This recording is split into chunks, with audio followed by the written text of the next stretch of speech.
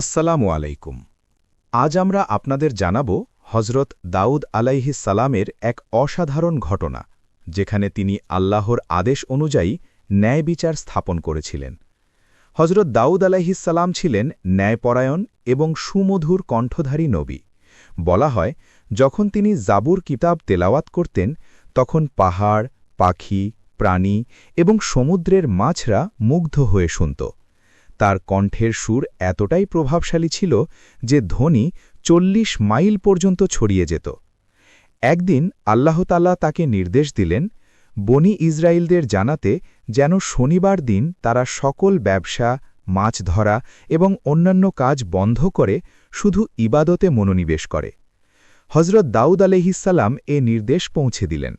বেশিরভাগ মানুষ তা মেনে চলে, কিন্তু কিছু লোক নিজের লোভ লালসার কারণে চালাকি করতে শুরু করে। তারা শনিবার প্রকাশ্যভাবে মাছ ধরতে চাইছিল না, বরং কৌশলে ফাঁদ বানিয়ে মাছ ধরে নিত। কয়েকদিন পরে আল্লাহর শাস্তি নেমে আসে।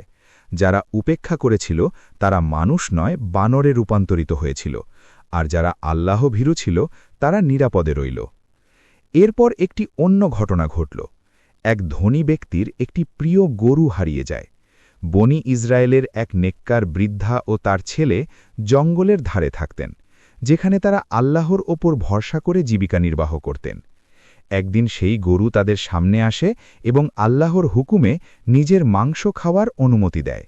তারা তা খেয়ে ক্ষুধা নিবারণ করে। পরবর্তীতে ধনী ব্যক্তি অভিযোগ করে তার গরু চুরি হয়েছে।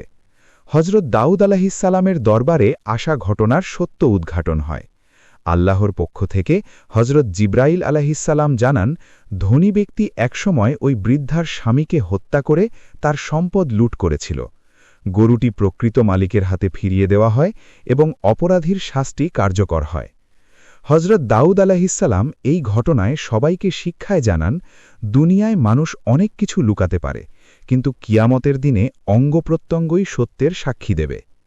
এই গল্প আমাদের শেখায়, আল্লাহর আদেশ অমান্য করলে শাস্তি অনিবার্য।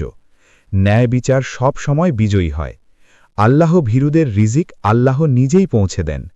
আল্লাহ তাআলা আমাদের সঠিক পথ অনুসরণের তৌফিক দিন। আমিন।